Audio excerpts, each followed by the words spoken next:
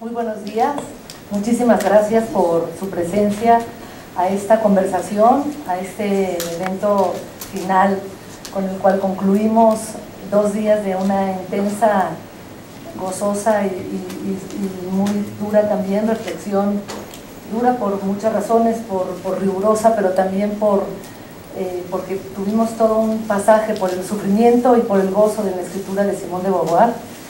Cerramos con esta conversación 2 días de un intenso trabajo que se llevó a cabo gracias a la cátedra Simone de Beauvoir. Sabemos que Simone de Beauvoir nació hace 100 años y todo este año hemos dedicado los 3 años intensos que llevamos trabajando con el PIEM del Colegio de México, lo dedicamos a trabajar estrictamente a Simone de Beauvoir. Ha sido un verdadero placer trabajar con la directora del PIEM, Ana María Tepichín, y también particularmente con Karin Tinat, Patricia Piñones y Lucía Melgar articularon toda una serie de trabajos con ellas. Hicimos un seminario muy intenso durante parte importante del año, donde leímos con mucho rigor, con mucho cuidado, con mucho entusiasmo la obra de Simone de Beauvoir, y cuando un coloquio resulta de un trabajo previo de lectura y de análisis, resulta en algo naturalmente bien aspectado y en sintonía y en concierto, tuvimos de veras 2 días de reflexión intensa y muy bien lograda. Quiero agradecer al PIEM, al Colegio de México, a la Embajada Francesa, desde luego el trabajo de Lucía Melgar y de Patricia Piñones, apoyadas por Claudia de Anda y Gaby Flores, y desde luego la presencia de nuestras 3 invitadas, que vamos a tener un diálogo con ellas y las vamos a presentar debidamente. Yo quisiera hacer un resumen lo más analítico posible, lo más sintético posible también, para que, a ver si puedo la misión imposible de transmitirles un poco lo que sucedió estos 2 días y alrededor de lo que reflexionamos. El coloquio tuvo el título Simone de Beauvoir no nació, se hizo. Queríamos ponerle Simone de Beauvoir se nos hizo, pero era un poco atrevido y se decidió que no. A mí me hubiera encantado ese título, Simone de Beauvoir se nos hizo, pero creo que quedó mucho más medido y correcto el título de Simone de Beauvoir no nació, se hizo. Lo que más resaltó, quiero decir que esto es mi percepción y que he tratado de hacer lo que Simone de Beauvoir hizo, la experiencia personal, traducirla y hacerla colectiva. En ese desplazamiento de lo personal a lo colectivo, en esa traducción de la experiencia propia, de la irritabilidad. La primera frase del texto del Segundo Sexo de Simone de Beauvoir es tremenda, la recuerdan. El tema sobre la mujer es irritante, sobre todo para las mujeres, y no es novedoso. Entonces, quiero empezar con uno de los aspectos que trabaja Simone de Beauvoir y que trabajamos en el coloquio, y es una aparentemente simple, dicho desde lo oral y lo lingüístico, el pasaje de la irritación a la serenidad. Esa es toda la obra de Simone de Beauvoir. Ser mujer irrita. ¿Y qué quiere decir irritar? Irritar quiere decir todo lo que te excita y te exalta y te quita la razón. Entonces, los 2 días de coloquio y Simone de Beauvoir nos sirvieron para tomar la actitud de la serenidad.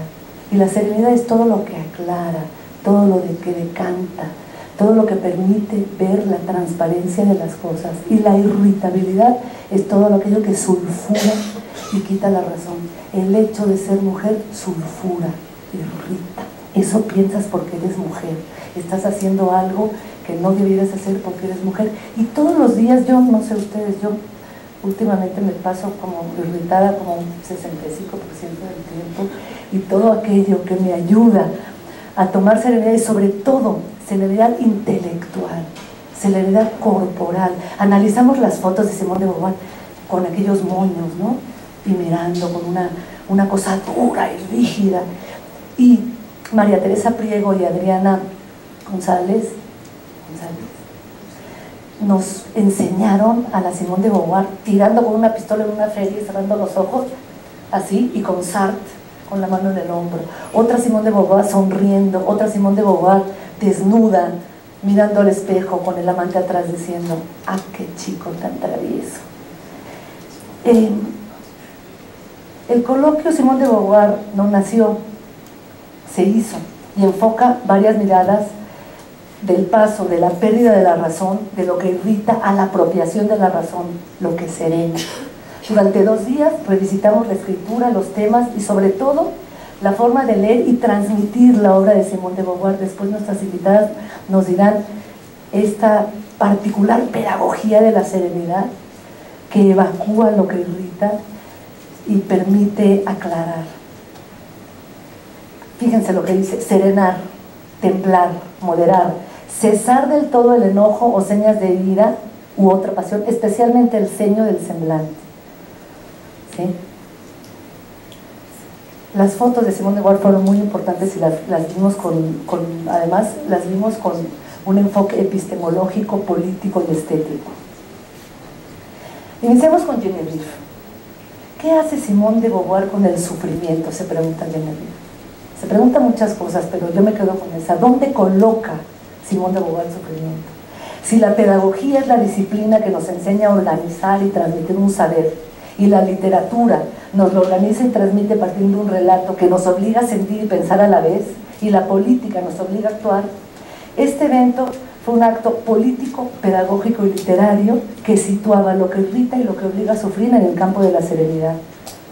Este ha sido un evento que nos ha permitido resignificar las preguntas, las acciones, los textos, las pasiones, el sufrimiento. Y una cosa muy importante, la misión activista y intelectual de Simone de Beauvoir. Esa es la vida nuestra, la de todos, y en particular la de Simone de Beauvoir. Una pedagogía que va de la irritación a la serenidad, un encuentro a flor de piel con lo que enoja, y en Simone de Beauvoir lo que irrita es ser mujer, como lo plantea la historia, el psicoanálisis, los mitos, el marxismo, la familia, el matrimonio, la vida cotidiana. La obra de Simone de Beauvoir en estos 2 días fue analizada como una maquinaria de enfrentamiento a la incomodidad de ser mujer y a la apertura de significados y de enfrentamientos a las pasiones, la soledad, la tristeza en el camino a este aclaramiento. ¿Qué haces con lo que la vida ha hecho de ti?, parece preguntarnos. ¿Cómo enfrentar el hecho de ser mujeres en un mundo que constantemente nos exalta? Genevieve nos enseña que hay gestos afirmativos en la obra de Simone de Beauvoir y que estos gestos afirmativos se encuentran justamente en esta traducción de la historia individual, de la experiencia individual, a la fórmula colectiva. Y Genevieve se inventa que el lugar donde nos tenemos que colocar, después Ana María Martínez de la Escalera y otras mujeres hablan también de dónde se sitúa Simone de Beauvoir y qué podemos aprender de la forma en que ella se coloca para poder contar, de narrar y contar de valer, ¿no? Yo cuento, es que yo valgo, y yo cuento, es que yo narro. Y Genevieve se inventa que Simone de Beauvoir es una especie de corresponsal de guerra. No está metida en la guerra, porque si estás dentro de la guerra ya te irritaste, ya es la pura ira la que habla, y si estás fuera no tienes la sensibilidad. Entonces Genevieve se inventa una especie de margen, que luego conversamos si era frontera o margen, donde estás en la guerra pero la estás reportando y no estás adentro. Una suerte de, como diría Simone de Beauvoir, imparcialidad. ¿Cómo adquieres esa imparcialidad gozosa y parcial, ¿no? Porque tampoco puede ser la imparcialidad total. Se puede contar, según Ana María Martínez de Escalera, si se parte de la pregunta: ¿qué es una genealogía y qué deuda tenemos? ¿Qué es una deuda? ¿Desde dónde podemos empezar a hablar y dónde hay que colocarse para poder empezar a hablar?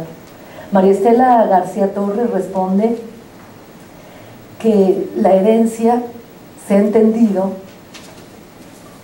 como efecto otra vez de esta integración a lo colectivo. Eso pasó mucho, ¿no? ¿Cómo se puede traducir la experiencia personal a lo colectivo? Carmen Ramos contribuye a esta pedagogía de la serenidad, a esta forma de transmisión, de reorganización de un saber, de archivos y emociones, al ofrecernos a Simone de Beauvoir durante una de sus muchas guerras, la Segunda Guerra Mundial. Y ahí nos explicó cómo Simone de Beauvoir escribía justamente irritada por este atentado a la libertad de los individuos de continuar con su propia vida, ¿no? Era la guerra, ya no era una libertad abstracta, sino lo que le impide a los jóvenes continuar con la vida, que es la guerra. Ana Payán nos habla de otro pasaje a la serenidad, que es la escritura como confesión, como purificación, la escritura performativa que serena y que obliga a una catarsis. Más espejos, los espejos de la puerta media abierta de los Boyers de María Teresa Priego, que nos hace ver cómo Simón sonríe y llama travieso a su amante, y nos muestra a Simón de Beauvoir desnuda, hermosa, coqueta, digna. Las relecturas de Zambrano, Castellanos, Woolf y de Garay, de Francesca, Oralba Castillo, Patricia Martínez Lozano, todas confirmando que la liberación empieza en el monedero, que para ser corresponsal, este punto liminal o marginal, hay que pagárselo del propio bolsillo. Virginia Woolf y Simón de Beauvoir desde la guerra, 3 guineas y la mujer rota. ¿Qué tipo de sustancia es el dolor y cómo activa la escritura? ¿Cómo la activa el dolor de ser mujer?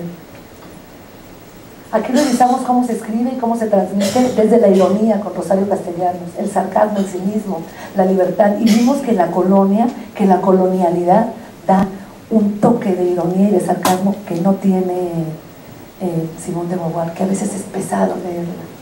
Dibolt nos da una joya. ¿Dónde está Dibolt? Nos da una joya. El pensar la obra de Simón de Beauvoir entre el activismo y la academia, eso es importantísimo para nosotros.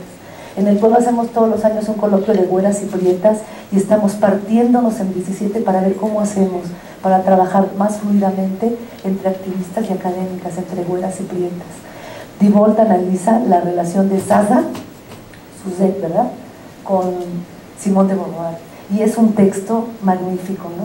Es la relación entre las clases altas y bajas, la religión católica y la protestante, la felicidad y la libertad. Y esto es la relación de Zaza con Simón de Beauvoir. Reflexiones sociofilosóficas de Ivonne Acuña, la conciencia, captarse como objeto, la imparcialidad, separarse de sí misma para poder llegar a aquello que es la serenidad. La conciencia y la cocina, Simón de Beauvoir, durante la guerra, cocinando un cerdo con gusanos, lavándolo, cocinándolo, preparándolo para que Sartre no... en la cocina, Simón de Beauvoir en la cocina, y con alegría de cocinar para Sartre carne que aparentemente era lo que debía tomar.